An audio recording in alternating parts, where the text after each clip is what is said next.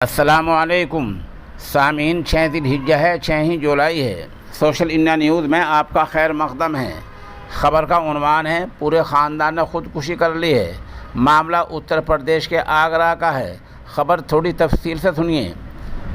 آگرہ کی آواس وکاس کالونی کے سیکٹر 10 میں رہنے والے سونو، اس کی بیوی گیتا اور 8 سال کی بیٹی درشٹی کی آج موت ہو گئی ہے۔ اس خاندان کی موت سے پورا محلہ حیران ہے۔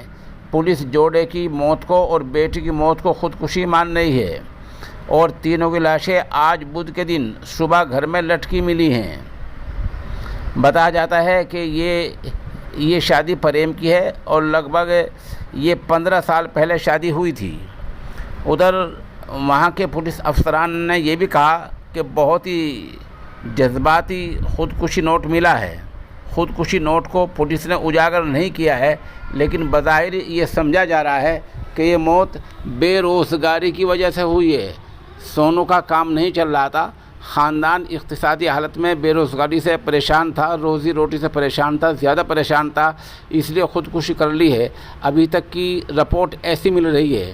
اگر یہ بات آخر تک یوں ہی صحیح رہتی ہے تو یو پی سرکار کو سوچنا چاہیے کہ وہ کس سمت میں اور کہاں چلی جا رہی ہے۔